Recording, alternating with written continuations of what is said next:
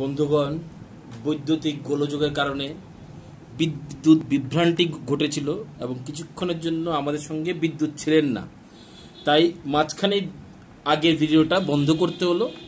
ঠিক আছে, এখন নতুন করে যতটুকু চেষ্টা করব শুরু করার। It also plays an important role in the human body. ওয়াটারের কথা বলছিলাম, ওয়াটার খুব এসেন্সিয়াল, কারণ কি প্ল্যান্টস ওয়াটার অ্যাবজর্ব করে সয়েল থেকে এবং সেই সয়েল থেকে অ্যাবজর্ব করে তার বডির বিভিন্ন পার্টসে পাঠিয়ে দেয়।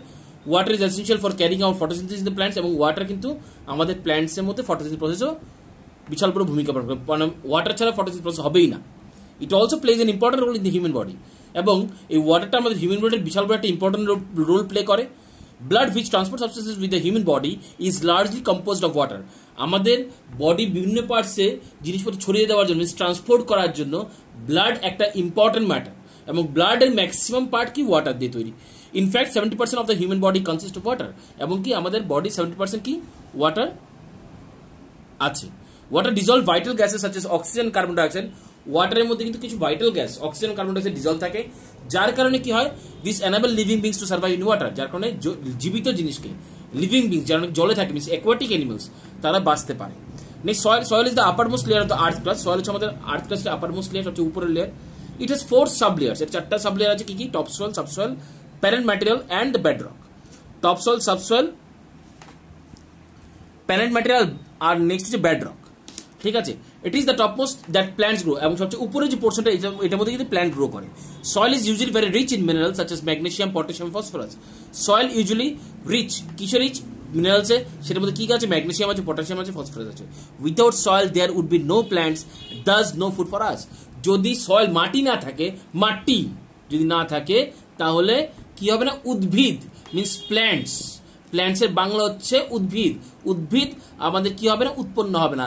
আর যদি প্ল্যান্টস গ্রো না করে, তাহলে কি হবে না? খাওয়া পাবো না আমরা। Plants grow well in loosely packed soil, and it allows their roots to grow deeper and also make it easier for them to absorb water nutrients. Plants এর মধ্যে কি? মাটি, যে মাটিটা আমাদের ঝরঝরে হবে, মিনস টাইটলি প্যাকড হবে না, লুজলি প্যাকড হবে, সেখানে কিন্তু প্ল্যান্টসের রুটসগুলো খুব সহজে মাটির নিচে যেতে পারে এবং ডিপলি যেতে পারে। যত ডিপলি যেতে, তত এটা ফার্মলি, খুব শক্তভাবে মাটিটাকে ধরে রাখতে পারবে এবং মাটির থেকে প্রচুর পরিমাণে নিউট্রিয়েন্টস তারা নিতে পারবে। This is why farmers plough their fields before sowing seeds. যার কারণে কি করে ফার্মার্সরা বীজ লাগানোর আগে প্লাউইং করে। প্লাউইং বলতে লাঙ্গল দিয়ে মাটিগুলোকে তারা গুঁড়ো করে ফেলে, ভেঙে ফেলে, ঝরঝর করে ফেলে।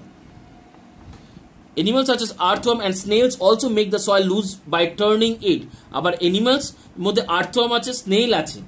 স্নেইল মানে শামুক, আর্থওয়ার্ম যারা কেঁচো, এগুলি কি করে? টার্নিং মানে মাটি খুঁড়ে খুঁড়ে করে মাটিগুলোকে ঝরঝর করে ফেলতে পারে। Thus in nature biotic and abiotic compounds আর ক্লোজলি ইন্টাররিলেটেড।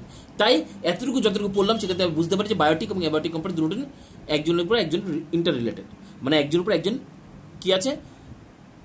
ভরসা করে থাকে।